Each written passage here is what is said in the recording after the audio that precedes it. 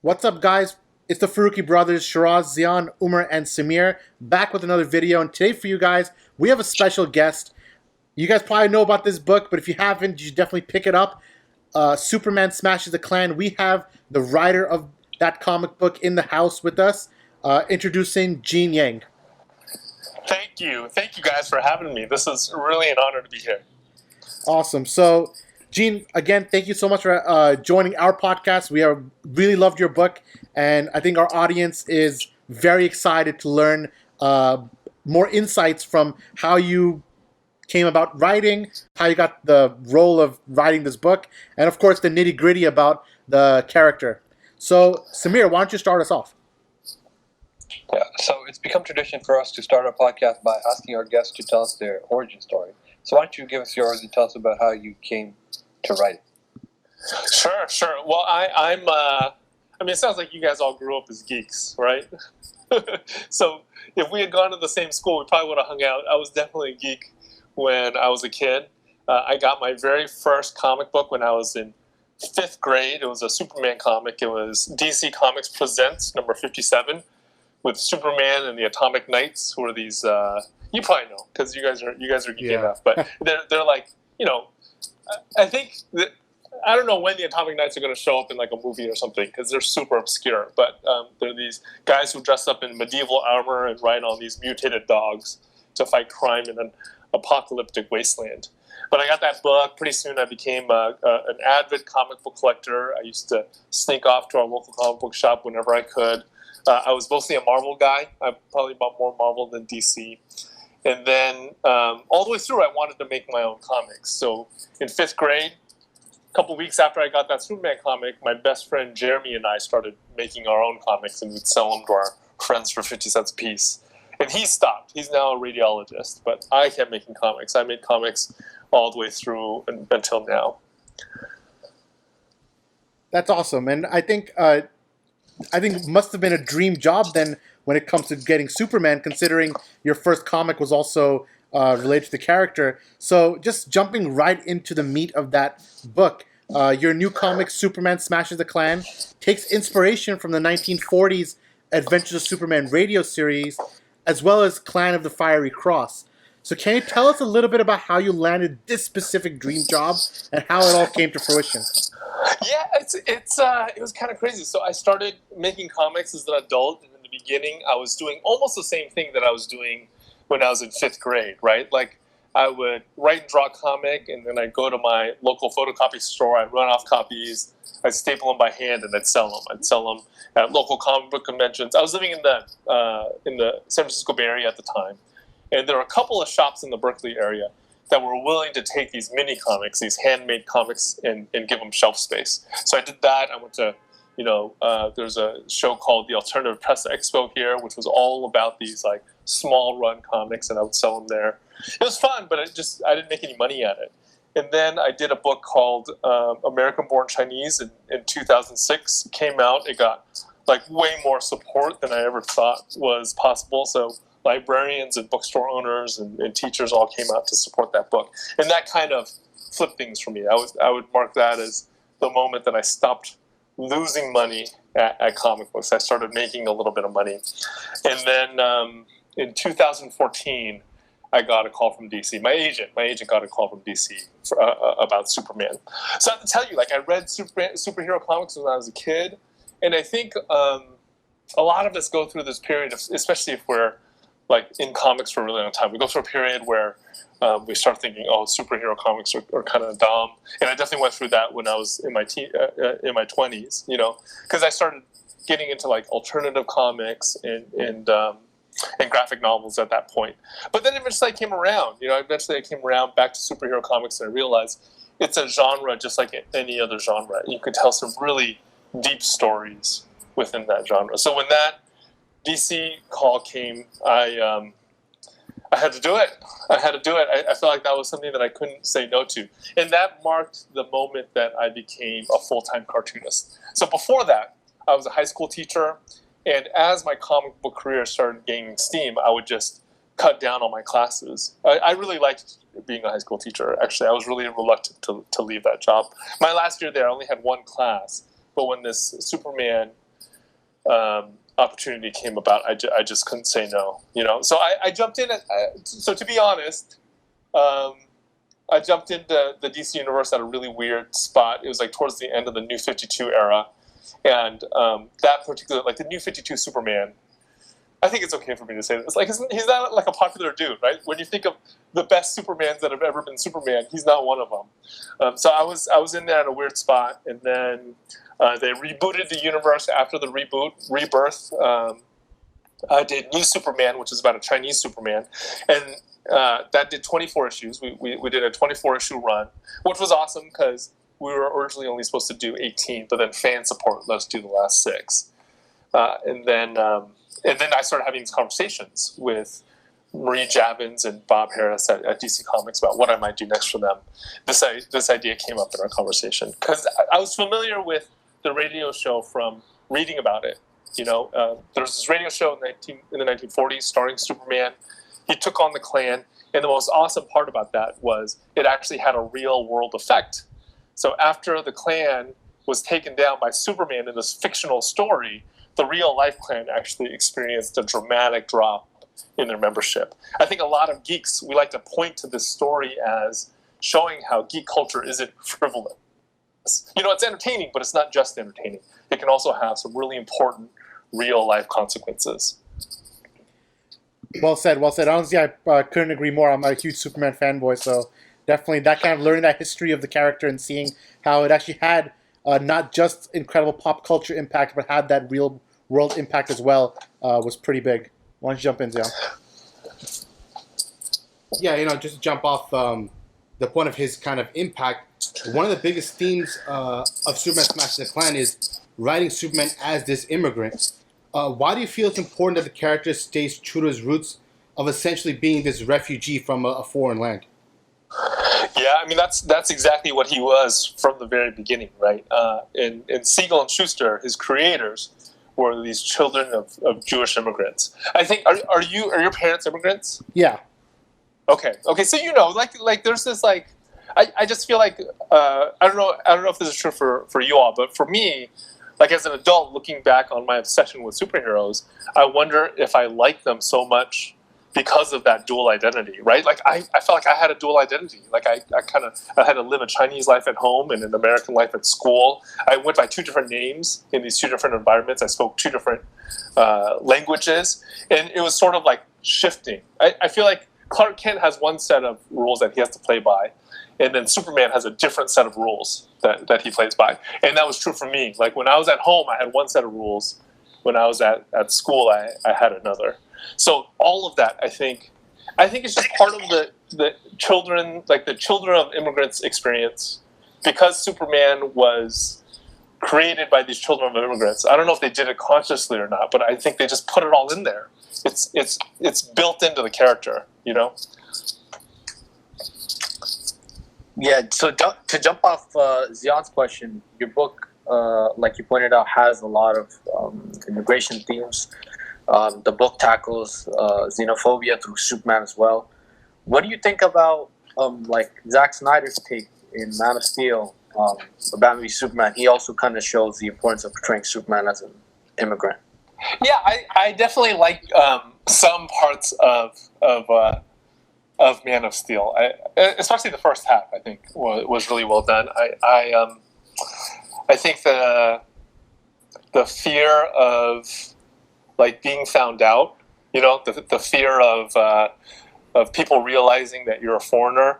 It's not talked about super explicitly in that movie, but it's there. It's there in the subtext, and that critical scene where Jonathan Kent like sacrifices his own life to keep his kid's true identity secret. That felt particularly poignant to me. I think a lot of immigrant parents also do that, right? They don't necessarily sacrifice their physical lives, but a lot of them, because they want their kids to fit in so badly, they will cut off pieces of themselves, cut off pieces of their identities, so that their kid can have can fit in better. I saw that with my parents, definitely, But I have to tell you, like about Man of Steel, I don't know how you all feel about it.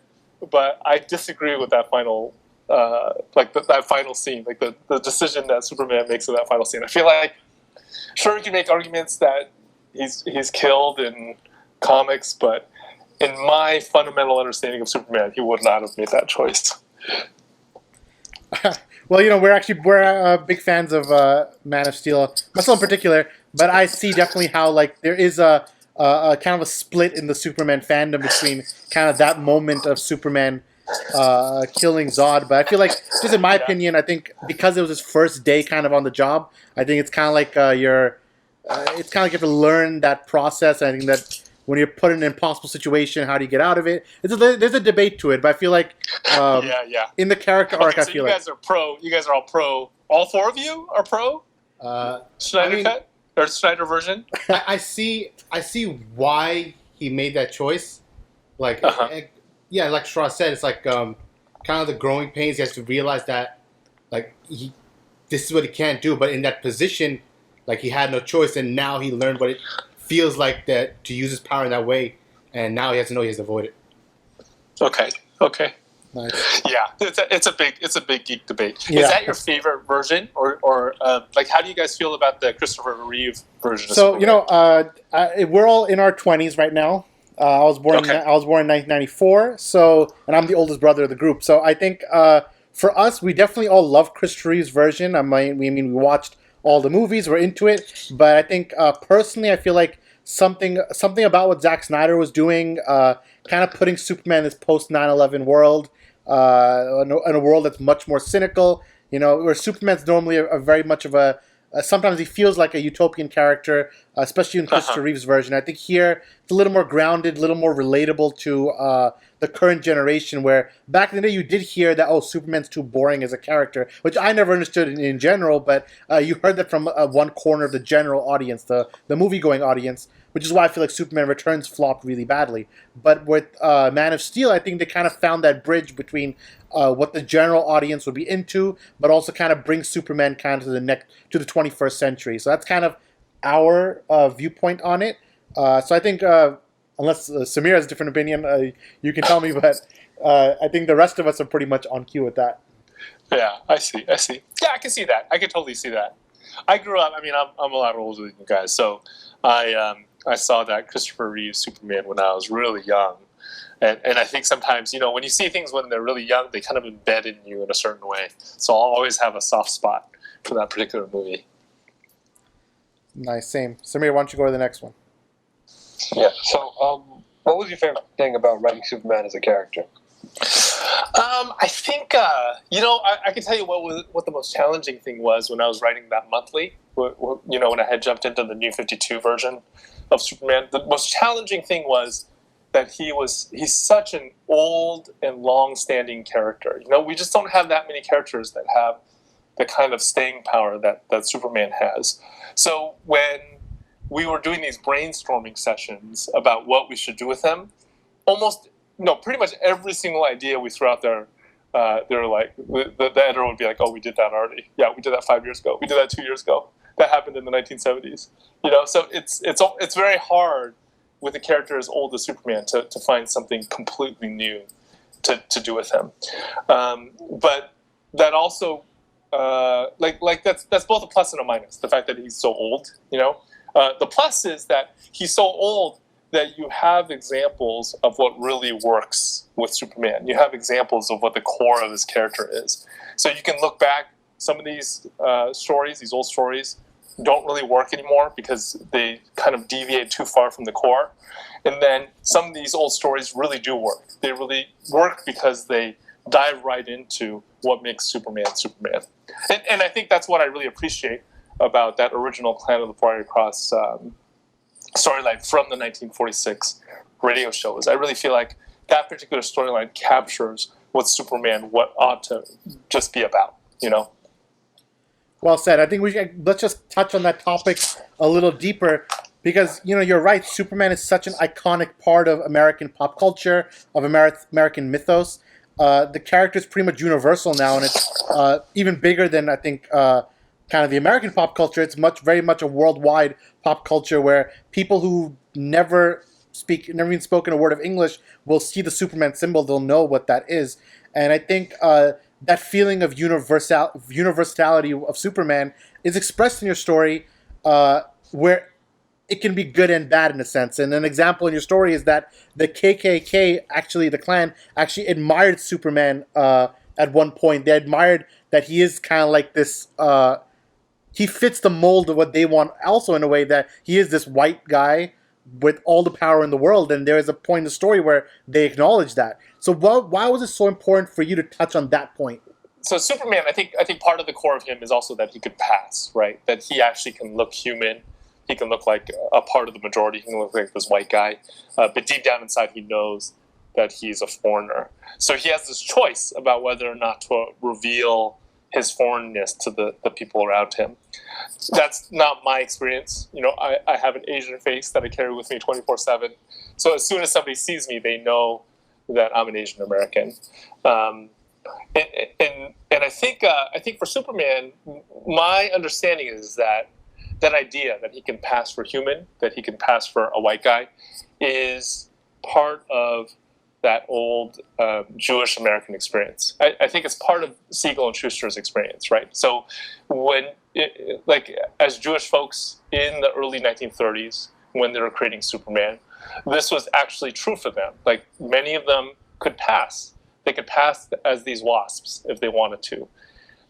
So they would have to make a choice in certain circumstances to reveal that they were Jews.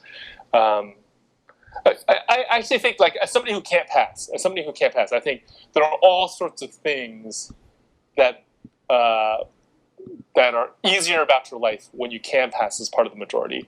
But the one difficult thing is, I think you're constantly faced with this temptation to deny who you truly are. My guess is that, like, LGBTQ people also have that, right? Like, there's always this temptation to just blend in and to kind of give up this core part of yourself. And I think for Superman, one of the things that makes him interesting to me is that at some point he came out as an alien. He told everybody that he wasn't from here, right? Like in modern Superman stories, everybody knows, but he must have had to say that at some point. So that's what I wanted the core of Superman Smashes the Klan to be. That moment when he kind of embraces the fact that he's a foreigner. So to do that, I also had to portray him as, like, this idealized white guy. Yeah, that's great. In many ways, Superman Smashes the Klan serves as like an origin story for Clark Kent. Truly realizing and becoming the Superman we know. And he doesn't know his own origin story. So why did you want to explore the aspect of, Superman finding out his roots in a story that's so specifically about xenophobia and racism? Because he's an alien, man. He would be a target of xenophobia and racism. And I think if you're part of our actual world right now, right, like America in 2020, they'd probably blame the coronavirus on him, not Chinese people, because he would be the most foreign of all. I think there's just something very powerful about that this character that we see as an American icon, that we see as the embodiment of everything that America is actually from another place. Like, as far as you can get, that's where he's from. He's farther than the other side of the earth. He's actually from another galaxy. But that's what America is. Well said, well said. So, I think we all agree that Superman Smashes the Klan is like, and this is like honestly a credit to you, it's actually one of the best Superman stories that I've personally read in a long time. It just perfectly captured the character, perfectly kind of put him in context, especially for a story where it takes place in the past. It feels very much modern for 2020, and it feels very much pushing kind of the edge of what the character is, and it gives people a new dimension. So we're all big fans of the work. And it truly captures, like, the essence of what this character is and what he stands for. Yeah, so really a job well done there, man.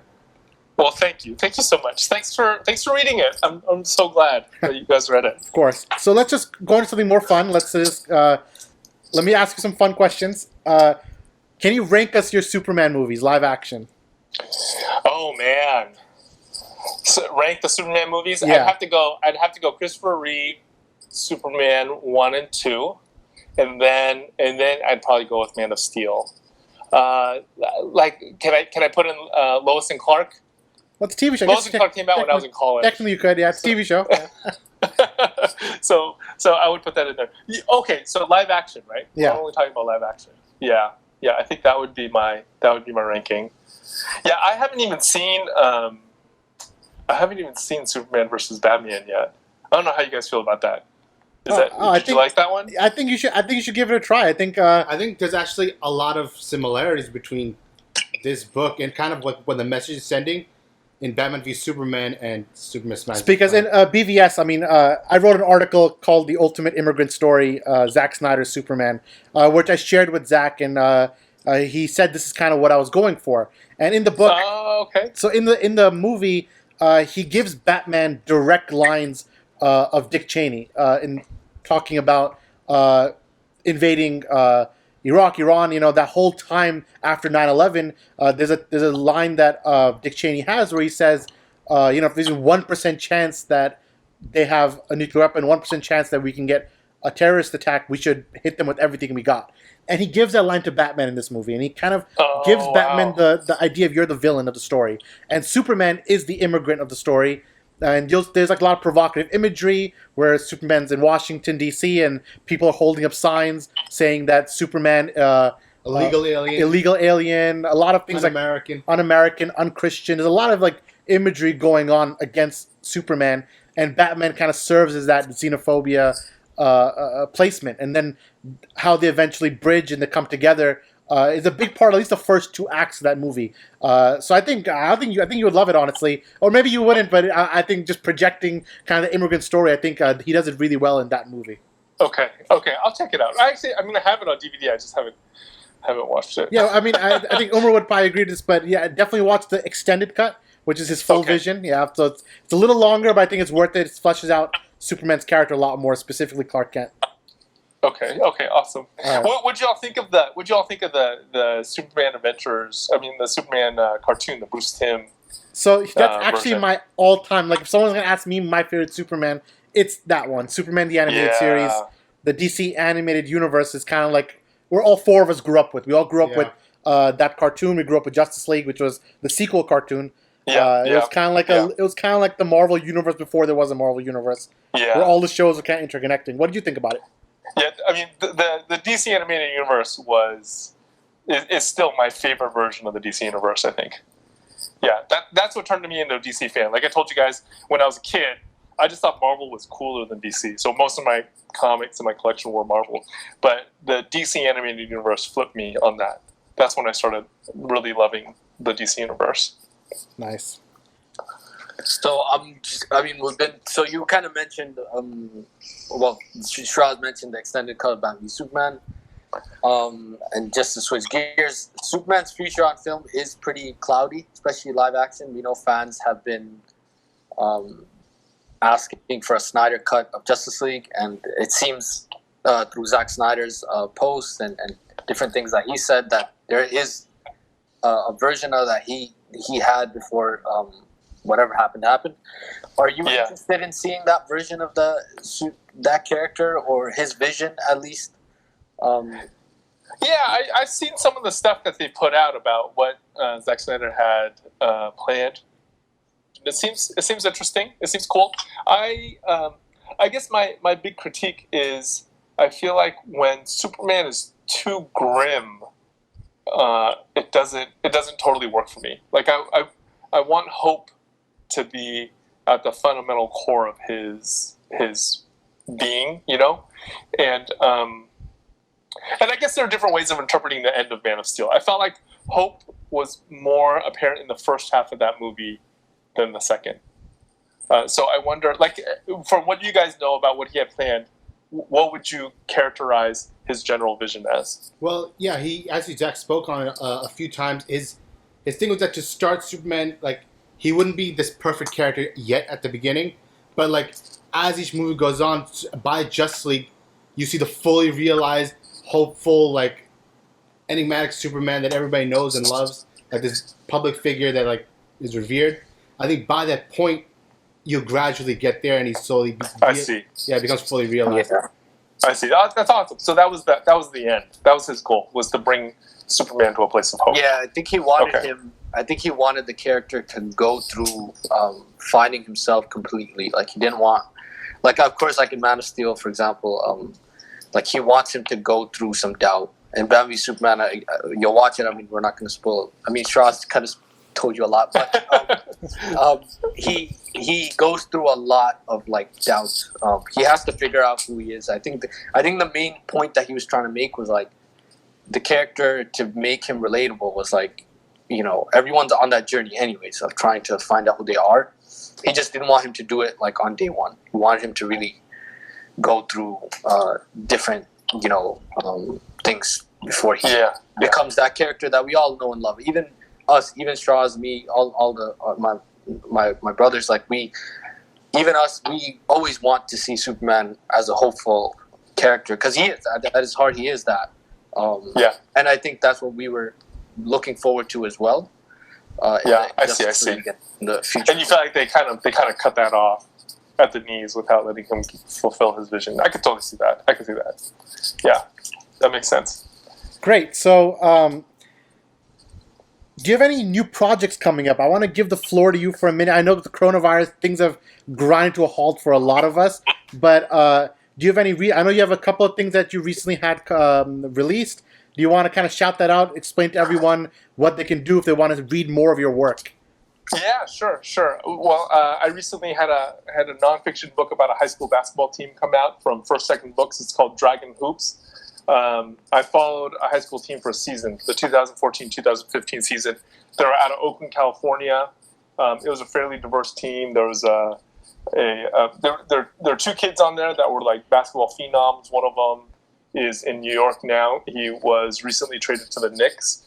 There was a Chinese exchange student on that team. There was a Sikh kid on that team who was almost always the only Sikh kid on the court. It's just I found them fascinating, so I had to do a book about them. And then I also am doing a monthly series for DC Comics called The Terrifics. It's the team led by Mr. Terrific. It's been a lot of fun. I just turned in the script for issue number 30. Not totally sure when that's going to be in comic book stores because of what's happening right now. And finally, another project that is in a little bit of limbo is Shang-Chi. I'm doing Shang-Chi for Marvel. We're doing a 5-issue miniseries. So I just turned in the first draft of the second issue. Originally, it was supposed to come out in June. That's been delayed, but it has been canceled. We'll have to see where that lands. Nice. And you know, the fact that you wrote Dragon Hoops, which is very... We're going to put links in the description for everything. If people want to check it out, especially your recent stuff. But, you know, with basketball, we can actually switch to this. We actually didn't see this part of the podcast coming, but we're going to go a little left turn and see where we go with it. Are you into basketball as a sport, like the NBA? Like, who your favorite players? I know it's in the hiatus now, but do you have any kind of like horses in the race? Yeah, well, so part of what Dragon Hoops is about is how I hated basketball as a kid, and then I followed this basketball team, and I kind of came to really love and respect the sport. So I've been following basketball since doing that book. I'm not a long-time fan, but I guess for the last 5 years I've been aware. And I'm from the Bay Area, so obviously I have to root for the Warriors. I think what we saw this year was just the general advice that you should never move into San Francisco. Like you should not abandon Oakland. You should just stay in Oakland. You should stay in the town. I don't know. Like I think as a Bay Area guy, I kind of have to. I know they were kind of hated, right? That last season. But I kind of have to go with like Steph Curry, and I really like Klay Thompson. I thought his win against the Oklahoma City was amazing a few years ago. You know, during the what was that? That was his. It was right before they went up against Cleveland, right? So they had to beat OKC, and it looked like they were about to lose, and then he pulled them out of the fire. That was amazing. I love him for that. And then I have to tell you, like, we're supposed to hate the Lakers, but the Lakers' story this season was really compelling, and I think everybody who watched the NBA had to kind of cheer for them a little bit. before everything shut down. Well said. Umar, you got a question? Wait, are you guys Knicks fans? That's a funny question. So none of us are Knicks fans. That's the funny thing here. No Knicks fans. Me and Umar, we're both kind of LeBron fans. So we're kind of following LeBron's journey. So we've been following LeBron around since like 2005, 6. So been through that journey, and then we were Cleveland fans. Then we became Miami fans. Then we became Cleveland fans again. And then I see. I see. Awesome. And Zion, you want to? So you must have been. I mean, that was building up to something amazing, right? I mean, we're supposed to hate LeBron up here in Northern California, but this season was building up to something amazing. And to be 35 years of age and doing what he's doing at that age is kind of crazy. I mean, it speaks to the work ethic, I guess, because most guys that get to that level, probably Kobe's the only one that was able to do it. Yeah, when you're older, but you're still better than the next 10 guys. Yeah, that's right. Yeah, it is impressive. Definitely. Okay, so then how about the folks who aren't LeBron fans, the brothers who aren't LeBron fans? Oh, so Zion. Yeah, so me, I've been a lifelong Lakers fan. I grew up like watching Kobe Bryant and his whole thing, and then when he retired, I just learned about Lakers history, watched all the games. I'm actually a huge Magic Johnson fan, even though he's like way before my time, and watched all of his games. And this has been Lakers for life. And now LeBron's here, and my two brothers jumped on the bandwagon. So 3 of us are. That's great. Yeah, well, I actually in Dragon Hoops I do talk a little bit about basketball history. So I have a section in there about the Minneapolis Lakers versus the Harlem Globetrotters in 1948, and then I also show Magic Johnson in one of the panels. I mean, the Lakers are just like so, for all the flaws of that organization, they're so important to American basketball history. Yeah. So did you see the Last Dance documentary? And if so, what did you think? I haven't. Yeah, that's on my that's on my to watch list. Did you guys watch it yet? We watched the first 2 episodes. Yeah, they drop it 2 at a time every week. Was it awesome? Yeah, it's awesome. And you said you didn't grow up as a big basketball fan, so I don't know what your thoughts were during the Michael Jordan era. Yeah, I mean, that's the thing is that that whole era was so big, even if you weren't watching basketball, you knew what was going on. Like the Dream Team. So the Dream Team happened when I was in, I don't remember, high school, something like that, like high school or early college. And I just remember they had these crazy Nike ads with like animated versions of them. And it really felt like, even for somebody who's not into sports, it felt like they were assembling the Justice League. Right. And I remember watching those Olympic Games just because it was like I wanted to watch the closest thing to Justice League in real life. And it was, I mean, the games were not exciting at all because you knew who was going to win, and it was just a matter of how many points, but it was still fun. Yeah, definitely. I mean, it almost kind of became like that when the Warriors were going on their run. It's like, who can take it down? Yeah. So I think we could probably wrap it up from here. We definitely want to thank you so much, Gene, for joining us. I think it's been very insightful. I think the last 5-6 minutes we're talking about basketball, I think our audience is going to be confused, but for the 4 of us who are big basketball geeks as well, I think students of the game, as I like to joke with Umar, we really enjoyed that. And definitely your insight about Superman, who we're all passionate about as well, was great. And I think we're all excited. We're going to check out Dragon Hoops. We're all excited for Shang-Chi. I hope that that comes to fruition soon really cool. When the distribution kicks up again with comic books. But we're really excited for that as well. And I hope eventually we get to write Superman again too, because I think Superman Smashes the Klan. I think there's so much more to tell with that version of Superman. I think you struck gold with that, and I hope that they let you continue that Superman story some more. Well, thank you, everyone. Thanks to all of you. It's been a pleasure to geek out. Great for a little bit. Yeah, it was great. So from myself, from Zayan, from Umar, from Samir, and from our guest Gene Yang, this is the Farooqi Brothers. We'll see you next time. Peace out.